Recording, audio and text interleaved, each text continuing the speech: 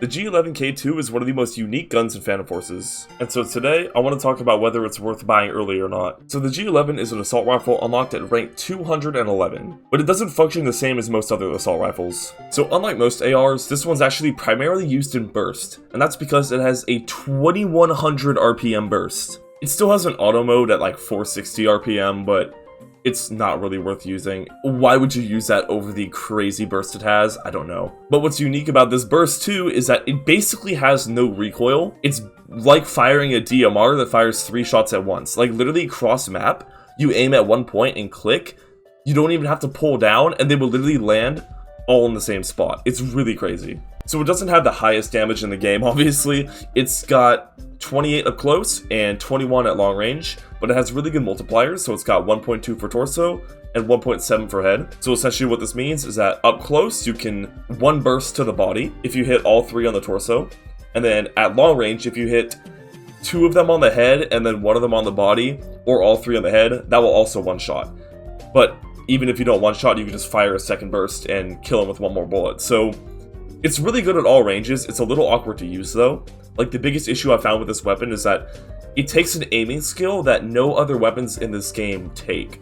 Because it's basically the precision of a sniper, except even more so because you have to be more accurate and track a bit with your mouse in order to hit all 3 shots in your burst. However, the reward is huge because it's crazy damage and you can shoot really fast. So unfortunately, most of the time you're not going to be one-shotting people, and that's kind of the downside it has compared to a sniper. However, it's really easy to 2-burst, and you can spam it super easily because there's not a huge delay between bursts.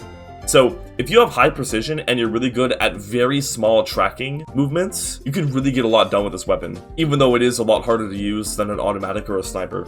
So overall, this weapon's a little difficult to use, but it's a lot of fun and pretty effective.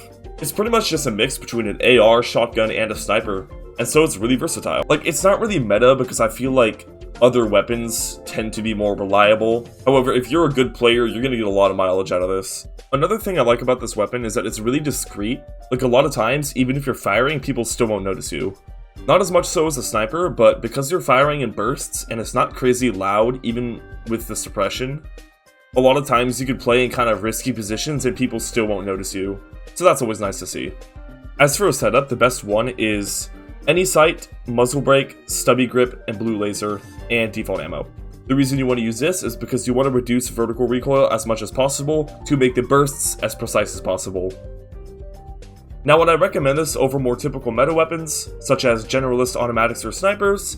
Probably not, but it does depend on your skill level. Now, on paper, it's one of the best weapons in the game. However, it takes quite a high skill floor to be able to use it to that potential. And even for high skill players, automatics and snipers generally are going to have more reliability and more kill potential. However, the better you get, the better this weapon gets, obviously. And so the higher your general skill is at Phantom Forces, the more I'd recommend it, because it's a little difficult for newer or less skilled players. Now, is it worth buying? I think it is if you already have the other good weapons in the game. Like, if you already have most of the meta weapons, you have the stuff you're good with, and you want something fun but still effective, I do recommend you buy the G11 because it's just really unique. But if you're a low rank and you're really looking for a good gun to just slap people with, I'd probably just buy like the C7 or just keep using stuff like the RPK-74 or whatever you have at that rank that is really good.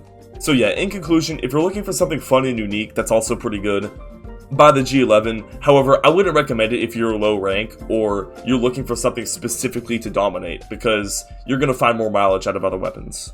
Like, if you're rank 150 and bored with the game, yeah, go buy that early. But if you're rank 40 and you're still trying to get good, I don't really recommend it. Especially because of its ludicrous price tag. But yeah, so overall, I had a lot of fun with this weapon, and I wanted to just make a short video talking about it. I hope you enjoyed, and subscribe.